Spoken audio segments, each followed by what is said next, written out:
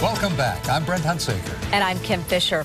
A 3-year-old girl born with only one hand now has increased mobility thanks to her uncle. ABC4's Emily Clark shows us how this high school senior was able to build a prosthetic hand.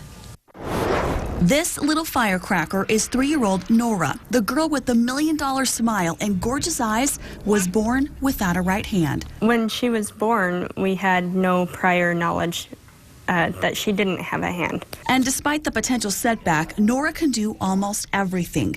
Unlock doors, ride her scooter, draw, and for anything she can't, her Uncle Tanner came up with a fix. I built a prosthetic hand. Tanner and Nora's parents saw a story on TV about a group in South Africa making prosthetic hands for kids who need them there. So they got the plans from the internet, and Tanner got to work. I got a hold of those, and I got the finger designs and everything else I've built to fit my niece. That might seem like quite the undertaking, especially for a senior in high school. And while it was, this guy has always had a gift. Since I was like a little kid, I've always liked building stuff. I was like the duct tape guru. Using those talents and equipment in his engineering classes at Harriman High School, Tanner built what Nora calls her robot hand. Robot hand. Giving Nora 5 more fingers, an entire hand. We built it so that when she flexes her wrist down, it pushes the fingers down like that. Tanner won science competitions for the robot hand, and he will go to a national competition this summer.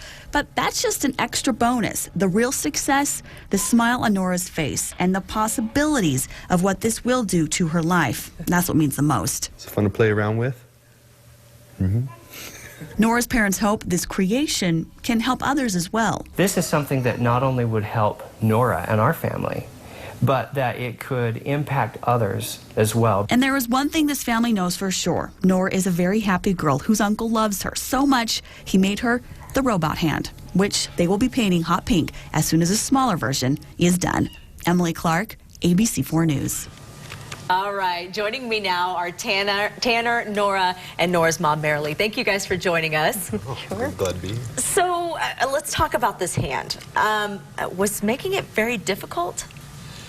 I think more of the trial and error stuff was the hardest part. Yeah. Trying to get everything to fit right and get everything measured to fit her properly, and so that it wouldn't be too bulky but wouldn't be small enough that it could just snap off when she went to grab something. Okay, now we didn't hear this in the story. How did you come up with this idea? I thought that was pretty cool. Well, we saw that article on the internet of the young boy from South Africa that got a hand like this built for him. Yeah. And it just so happens that she has a hand almost identical to that little boy, and so she can, you know, move her wrist around. Right. And so I figured if she can be able to bend her wrist down and close the fingers, yeah, she'd be able to grab stuff. And so that's the whole process behind the hand. So. You think Nora would be willing to demonstrate? Can you show us how it works? You want to put it on? Okay. Look at that. That is so cool. Okay, so how long did it take for you to create this? This took me about 2 months from start to finish, yeah, but this is just the prototype one. This one was just made so I could actually get it to work before I went on to build the smaller one for her. That's awesome. And so, obviously, you were an engineering student. You love doing this kind of stuff, but does it mean more to you knowing that you're doing this for your niece? Yeah, it's super rewarding. Just to see her smile and play around with it, and when we show up to her house, she's like, "Do you have my robot hand done yet?" Wait, what is that, Nora? What do you call that? Robot. I love it. Robot hand. Okay, and so you're starting to kind of get a lot of attention from all this. Were you expecting that at all? I wasn't. I was kind of hesitant at first. I actually wasn't planning on going to that science competition, and my engineering teacher at Harriman told me, he's like, "You could go far with this." He's like, "Put it in there." And so we put it in there, and my group that I had, we ended up winning. So that is so awesome. Okay, and let me ask you, what is this like happening in your family? This is your brother doing this for your daughter. Oh, it's been awesome. It was a little more emotional than we thought because we didn't want her to feel like we were trying to change her or anything. Right. And when we saw that video, I remembered Tanner saying he had access to a 3D printer, and it was so cool.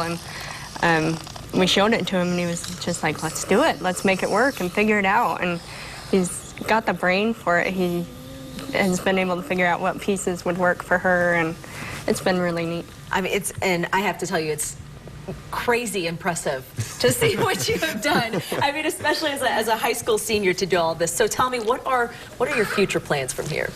I would actually like to kind of do this as a side job, maybe. Yeah. Maybe not full time, but I think it'd be nice to be able to build these in the future once I can perfect them and get it to where it's kind of a flawless design. So. Well, we appreciate you guys sharing your story. It's been very touching. All of us in the newsroom have absolutely loved it. So, and thank you for stopping by today. Oh, Thanks. Pleasure.